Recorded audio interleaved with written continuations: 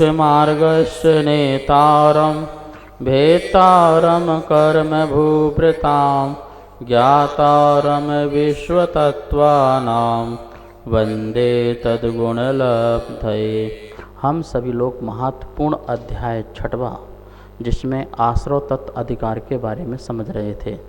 यह अध्याय सभी को पठनीय है और बार बार पढ़ना चाहिए। कैसे कैसे क्या क्या करते हैं जिससे कर्मों का आश्रव होता है। हम सभी लोग अभी तक असाता वेदनी कर्म के आश्रव के कारण पढ़ रहे थे। आज हम देखेंगे कि साता वेदनी कर्म के आश्रव। अभी तक तो जो दुख के कारण थे उनके बारे में जाना। अब सुख के कारण कैसे जीव को सुख मिलता है, कैसे जीव को आनंद मिलता है। तो इस प्रकार से सुख के जो कारण है वो साता वेदनी कर्म का उदय है। साता वेदनी कर्म का अच्छा उदय होता है तो सुख के साधन, शरीर संबंधी सुख और बाह्य साधन सब कुछ अच्छे अच्छे मिलते हैं। यहाँ तक कि मोक्ष मार्ग के कारण भी मिलते हैं। तो आइए हम समझते हैं आज साता वेदनी आश्रव के क्या क्या कारण हैं। सूत्र नंबर 12 है। पहले हम इसका उच्चारण करेंगे और फिर इसके अर्थ को समझेंगे। अपने अपने जिनवाणी में 12 नंबर का सूत्र निकाल लेंगे। भूत वृत्त्यनुकंपा दान सराग संयमादि योग क्षांति शौचमिति सद्वेद्यस्य। एक बार पुनः। भूत वृत्त्यनुकंपा दान सराग संयमादि योग शांति शौचमिति सद्वेद्यस्य। इस प्रकार से सूत्र का उच्चारण हुआ। अब इस सूत्र को बोर्ड के माध्यम से एक बार समझते हैं। 6वां अध्याय का सूत्र नंबर 12। भूत वृत्त अनुकंपा। अब अनुकंपा तोड़ के नहीं पढ़ना, अपन एक साथ पढ़ना है। भूत वृत्त्यनुकंपा, जब संधि करेंगे तब उसमें आ निकालेंगे। भूत वृत्त्यनुकंपा दान सराग संयमादि योग क्षांति शौच मिति सद्वेद्यस्य। फिर से देखिए। भूत वृत्त्यनुकंपा दान सराग संयमादि योग क्षांति शौच मिति सद्वेद्यस्य। इस प्रकार से सूत्र का उच्चारण हुआ। अब इसकी सूत्र की संधि देखते हैं। अपने अपनी पुस्तक में देखेंगे किस प्रकार से संधि हो रही है। सूत्र में लिखा था भूत वृत्त्यनुकंपा, तो या का ई हो जाएगा, उससे निकलेगा आ, तो वृत्ति हो जाएगा।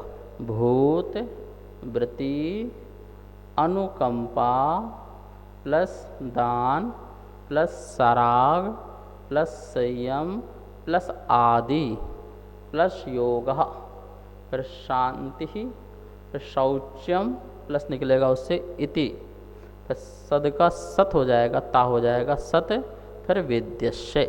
इस प्रकार से संधि होती है। ये भूत भी अलग है, भूत प्लस वृत्ति, ऐसा समझना। अनुकंपा, अब देखिए जो अनुकंपा शब्द है ये कहाँ कहाँ लगाना है, दो अर्थ में लगाना है। भूत अनुकंपा वृत्ति अनुकंपा, कहाँ लगाएंगे? भूत अनुकंपा वृत्ति अनुकंपा, ठीक है ना। ये भूत मतलब आपके बैंतर जाति वाले भूत नहीं, राक्षस वाले भूत नहीं। भूत मतलब होता है प्राणी। जितने भी संसार में जीव आयु सहित हैं, आयु कर्म सहित हैं, स्वाक्षश्वास सहित हैं, वो सभी के सभी प्राणी कहलाते हैं। प्राणी क्या है? प्राण से बना है। जो प्राण को धारण करता है वो प्राणी कहलाता है। इंद्रिय, बल, आयु, स्वाक्षश्वास, इनको जो धारण करता है, ग्रहण करता है, वो प्राणी। तो भूत का मतलब क्या है? यहाँ पर समस्त प्राणी। हम भी भूत हैं, आप भी भूत हो। त्रिंज गति के जीव भी भूत हैं, नरक गति के भी, देव गति के, मनुष्य गति, चारों गतियों के जितने भी अनंत अनंत जीव हैं वो सब भूत हैं। सिद्ध भगवान नहीं हैं, क्योंकि सिद्ध भगवान प्राणों को धारण नहीं करते हैं, ठीक है ना। जो प्राण को धारण करते हैं वो भूत कहलाते हैं। तो ऐसे प्राणियों पर क्या करना? अनुकंपा, करुणा करना, दया करना, ठीक है। और किस पर कह रहे हैं? फिर व्रति अनुकंपा, जो व्रतिगण हैं जिन्होंने संसार के कार्यों को छोड़ करके अपने में जीना प्रारंभ किया है, उन पर भी हमें अनुकंपा करना चाहिए, उनकी साधना में सहयोगी बनना चाहिए, उनकी साधना में साधक बनना चाहिए। यही उनके प्रति अपनी अनुकंपा है। तो इन सब से भी क्या होता है? साता वेदनी कर्म के आश्रय होता है। फिर क्या दिया है? दान, दान देना। 4 प्रकार का जो दान होता है वो दान करना भी साता वेदनी के आश्रय कारण है। सराग संयम, क्या लिखा है? सराग संयम, राग सहित संयम का पालन करना, अर्थात अणुव्रति आदि होना। ठीक है, महाव्रति में बाह्य चारित्र जो है, और आदि, ये आदि शब्द में बहुत सारी चीज़ें आ जाएंगी। क्या क्या आएंगे अभी हम आपको बताएंगे कि और भी ऐसे कार्य हैं जिसको करने से साता वेदनी के आश्रय होते हैं। फिर दिया है योगहा, योग जो मन वचन काय हैं इनको शुभ कार्य में लगाना, उससे भी साता वेदनी का आश्रय होता है। फिर शांति, क्षमा भाव रखना, जो इसके अंदर उपशम भाव है, क्षमा भाव है, उससे भी साता वेदनी का आश्रय होता है। फिर शौच्यम, जो शुद्धता है, अर्थात आप पवित्रता से हट करके जो पवित्रता है, लोभ का भाव का अभाव है, तो उससे भी यह आश्रय होता है। इति, इस प्रकार और भी ऐसी चीज़ें हैं जिनके बारे में अपन चर्चा भी करेंगे। ये सब सतवेद्यस्य, शतवेद्यस्य, शत जो सुख रूप हैं उसका वेद्यस्य वेदन कराने वाले हैं, अर्थात साता वेदनी के आश्रय के कारण हैं। इस प्रकार से भूत अनुकंपा 1, व्रति अनुकंपा 2, तीसरा दान, चौथा सराग संयम, और 5वां योग, 6वां शांति, और 7वां शौचम। 7 यहाँ पर कारण लिखे हैं। इसके अलावा आदि में और कुछ भी लगा लेना, इति में भी और कुछ लगेगा। ठीक है, अब यहाँ पर आप स्लाइड में देख रहे हैं लिखा है भूत और व्रति, इन दोनों का क्या अर्थ है? तो यहाँ लिखा हुआ है आयु और नाम कर्म के उदय से चारों गतियों में उत्पन्न होने वाले प्राणियों को भूत कहते हैं। ठीक है ना, आयु कर्म के उदय से और नाम कर्म के उदय से, क्योंकि नाम कर्म के उदय में ही पर्याप्ति भी आ जाती हैं, प्राण भी आ जाते हैं, इंद्रिय भी आ जाती है, बल भी आ जाते हैं।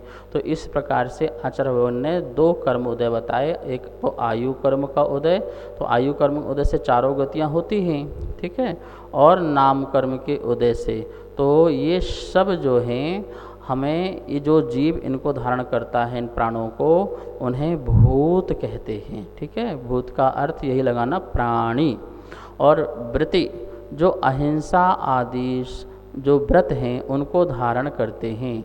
5 अणुव्रत होते हैं, अहिंसाणुव्रत, सत्याणुव्रत, आचौर्याणुव्रत, ब्रह्मचर्याणुव्रत और परिग्रह परिमाण व्रत। ये 5 अणुव्रत होते हैं, 3 गुणव्रत होते हैं, 4 शिक्षा व्रत होते हैं। ये सब व्रति कहलाते हैं। तो अणुव्रति और महाव्रति 2 ही व्रति होते हैं, एक तो व्रति और एक महाव्रति, जिसे अणुव्रति और महाव्रति भी कहते हैं। अणुव्रति जो हैं वो श्रावक हैं, उन श्रावकों में भी 11 प्रकार की कैटेगरीज होती हैं, पहली प्रतिमा से लेके 11वें प्रतिमा तक। वैसे तो पाक्षिक प्रतिमा, पाक्षिक श्रावक, नैष्टिक श्रावक और गूढ़ श्रावक, इस प्रकार से श्रावक भी होते हैं, साधक श्रावक जिसे कहते हैं। अब इसमें से महाव्रति जो हैं, जो 28 मूल गुणों का जो पालन करते हैं, वो महाव्रति होते हैं। तो इन व्रतियों पर भी क्या करना? अनुकंपा। तो भूत और व्रति का अर्थ यहाँ पर ये लेना। फिर लिखा है अनुकंपा। अनुकंपा में क्या लिखा है यहाँ पर? अनुग्रह से, अनुग्रह मतलब उपकार की दृष्टि से, ठीक है ना, दयाद्र चित्र वाले के दूसरे की पीड़ा को अपनी पीड़ा मानने का जो भाव है उसे कहते हैं अनुकंपा। ठीक है। जो जीव अनुग्रह के भाव से, उपकार के भाव से और दयाद्र चित्त उसका है, उसके चित्र में दयाद्रता है, करुणा है और बहुत ही स्वभाव में मंदता है, कसायों में मंदता है, ऐसा जो जीव जो होता है, पर जीव की जो पीड़ा है, कष्ट है, उसको अपनी मानता है, अपनी जानता है, तो वह उसके लिए कुछ क्या करता है, कार्य करता है, उसी को कहते हैं अनुकंपा। नमोस्तु गुरुदेव। गुरुदेव, मेरी जिज्ञासा है कि जब भूत अनुकंपा में सभी प्राणी आ गए हैं तो फिर व्रती अनुकंपा के लिए अलग से क्यों कहा गया है? भूत अनुकंपा में सभी प्राणी आए, एक इंद्रिय से लेकर 5 इंद्रिय जितने भी जीव संसारी हैं सभी आ जाते हैं और उनको यथा योग रूप से हमें उन पर अनुकंपा करना। जैसे पेड़ पौधे नहीं काटना, ये भी अनुकंपा है। व्यर्थ जल को नहीं फेंकना, ये भी अनुकंपा है। व्यर्थ मिट्टी को नहीं खोदना, ये भी अनुकंपा है। तो इस प्रकार से उनके प्राणों की रक्षा करना, ये तो अनुकंपा हो ही जाती है। लेकिन जो विशेष जीव हैं इनमें, जो मोक्ष मार्ग में चल रहे हैं, सभी जीव तो संसार में है ही हैं, लेकिन एक मोक्ष मार्ग के रास्ते में चल रहे हैं, एक संसार के मार्ग में और एक मोक्ष के मार्ग में। तो मोक्ष मार्गियों का भी ध्यान रखना, क्योंकि हमें भी अपना मोक्ष मार्ग प्रशस्त करना है।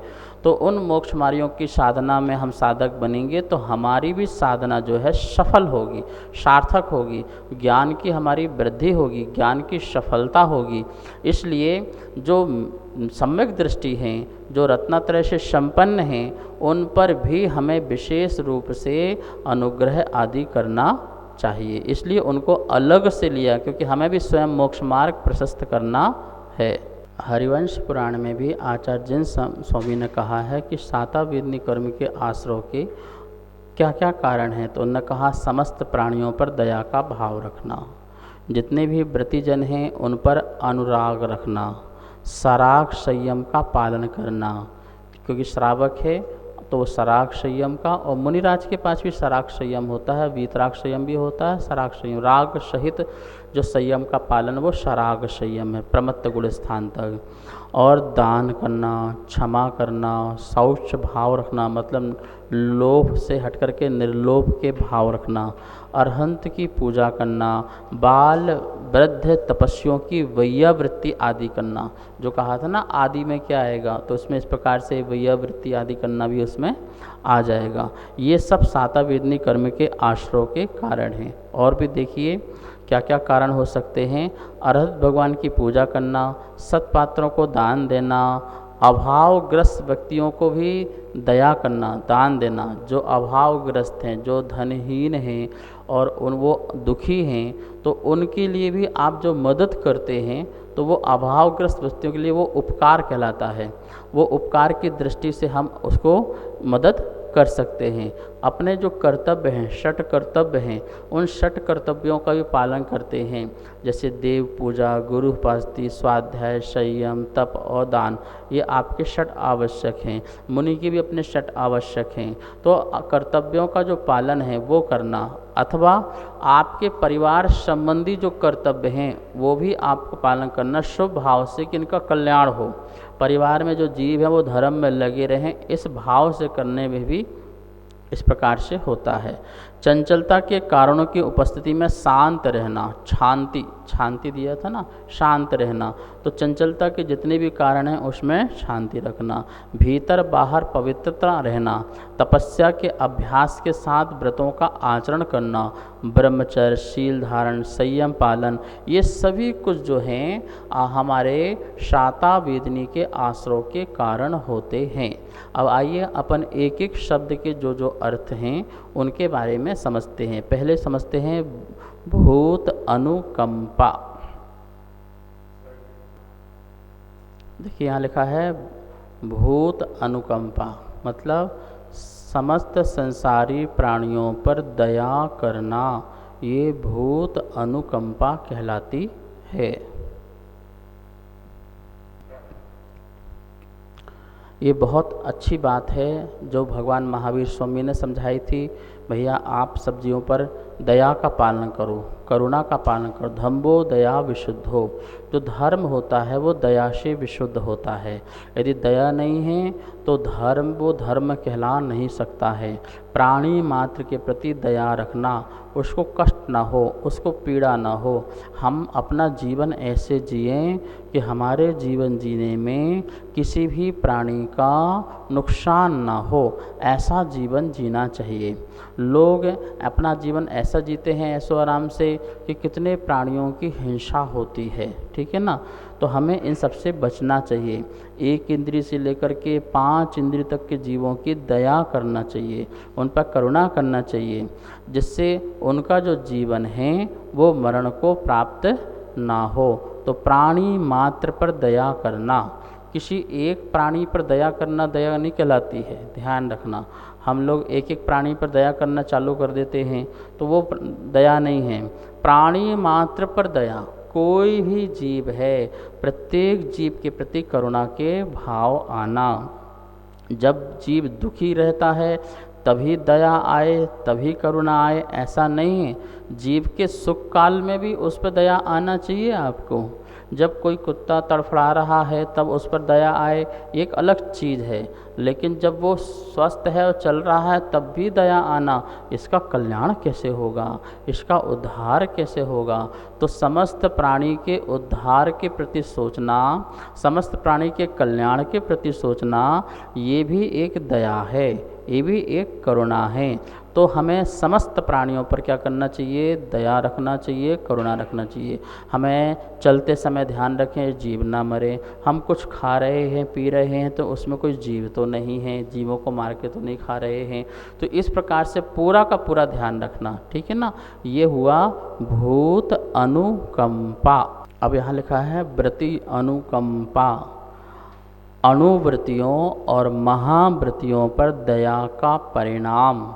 ये क्या है, व्रति अनुकंपा कहलाती है। व्रति 2 प्रकार के होते हैं, एक सगार और एक अनगार। सगार में जो अगार है, अगार का मतलब होता घर, जो घर सहित होते हैं वो सगार व्रति कहलाते हैं, और जो घर रहित होते हैं वो अनगार व्रति कहलाते हैं।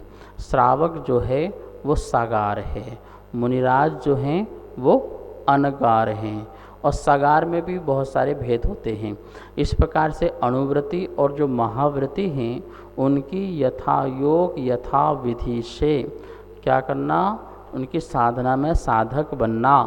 इस प्रकार से उन पर अनुग्रह करना, अनुग्रह किया जाता है 100 पर कल्याण के उद्देश्य से।